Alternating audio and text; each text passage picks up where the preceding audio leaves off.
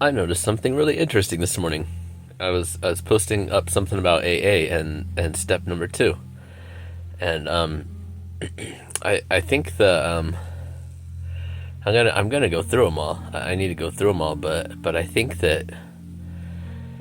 all the steps line up.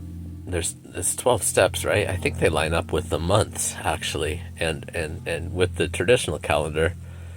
Not the astrological calendar specifically, but yes, with astrology and even with tarot. Because I was thinking about it, and if you did step 1 in January, obviously there's overlap. The months don't, the solar calendar doesn't line up exactly with the astrology chart. But step 1, um,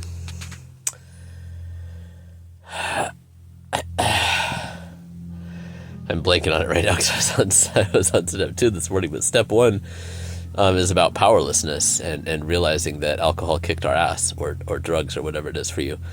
But step 1, we realized we were powerless over alcohol, that our lives have become unmanageable.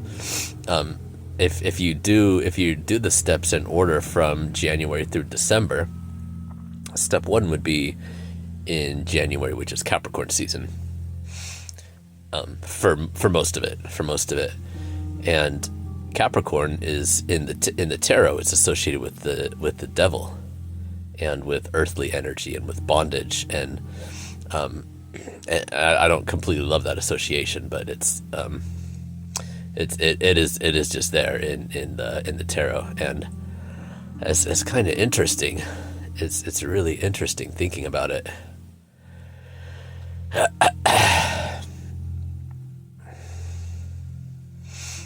Goes from Capricorn into Aquarius and then Pisces, and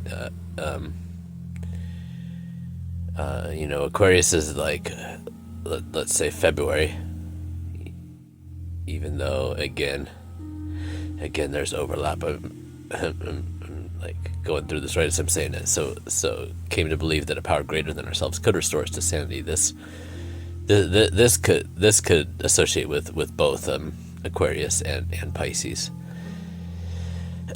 I feel like right now it's Pisces season. That's why I was thinking about it as like month. I've always associated all of February with Pisces, but it's like the calendar just turned, and so I'm like I'm thinking about this like as I'm saying it. Like, okay, came to believe it's like the idealism and the vision that's associated with Aquarius and Pisces, which is like, healing and with God is, and so forth, like the big vision. God came to believe that a power greater than ourselves could restore us to sanity. Month 3, which I know again, March is also Pisces season. I always associate March with Aries, until I was doing the math on a couple of people's birthday like 2 years ago, who are at the beginning of March. I'm like, oh wow, that's still like right in the middle of Pisces season. But March, I'm always like Aries, and springtime, right? And April is like Taurus, and more springtime and things coming up, and the trees and Venus and everything else. But step 3, made a decision to turn our lives over to the care of God as we understood Him. Praying only for the knowledge of His will and power to carry that out. That might be from the 12 by 12, but yeah, that's like the action step. That's the first big action step, is number 3, which is Aries. Yeah, I'll need to sort this out. I'll need to put this on paper, dude. But it's just like really interesting because it's just kind of hitting me this morning. I had forgotten about Aquarius. Sorry, Aquarians, I love you. For real though. Maybe Aquarius and Pisces need to be step 2, month number 2, and then Aries is number 3 because it's like action and fire and movement. Step 4. Made a searching and fearless moral inventory. That could well be Taurus.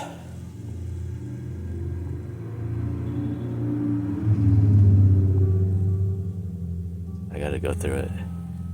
because then we have communication, Gemini, which is, would be related, and the twins and the lovers. I don't know why Gemini is associated with the lovers, but Juno, the two-faced god, facing different directions. But like speaking, what is it? April, May, June, like speaking, step 6.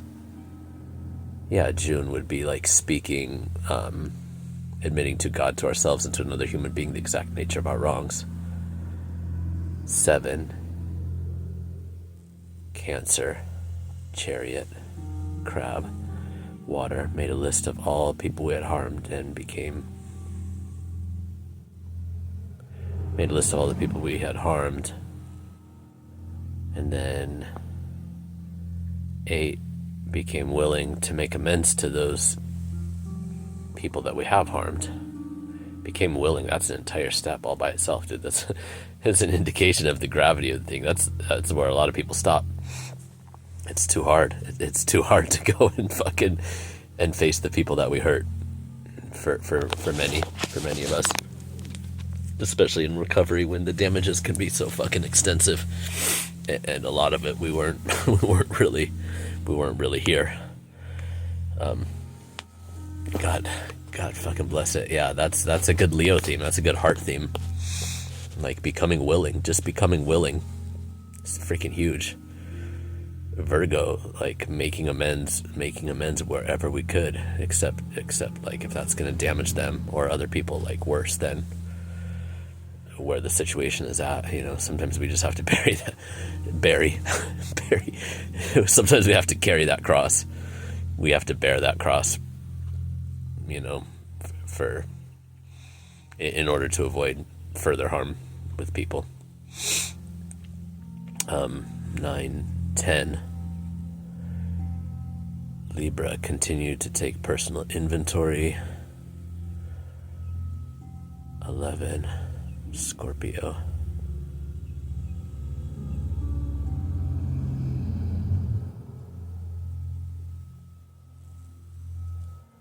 That's 10, 11, and 12 are about continuing to make amends and take personal inventory and cleaning up. And then number 12 would be, in between November and December, Sagittarius season, like continuing to carry the message forward, and helping people out wherever we can, sharing our experience, strength, and hope.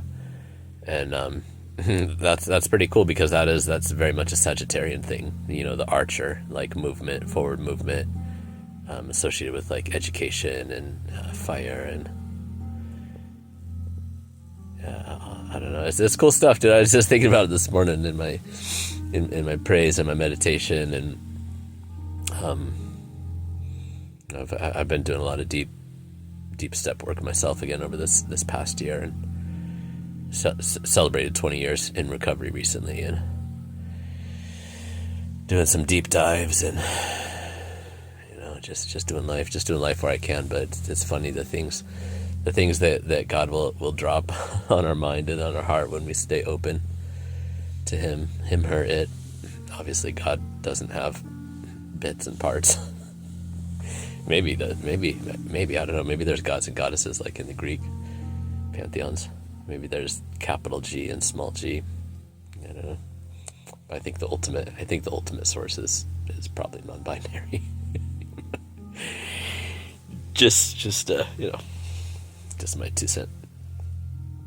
Anyways, hope y'all are doing good. Recovery can be fun. It can be fun. It can be wonderful. And actually, surprisingly, it can be way, way, way more amazing than using and getting high ever was. I mean, I'm not gonna lie, there's some pretty good times back in the day. But I gotta go because there's some message popping up on my phone. I don't want the video to cut out, and this phone's been a little bit wonky on occasion. And also, sorry about the camera. If the camera's a little bit fuzzy, I dropped my phone last week, and I thought I had a screen protector on it, and I think I might not have on the front camera. because it hasn't been right, and I got a new one, and I can't seem to get the old thing off, and I might not have put one on this phone. Anyways, hope you guys are fabulous. Happy Friday. Happy Friday. Bye.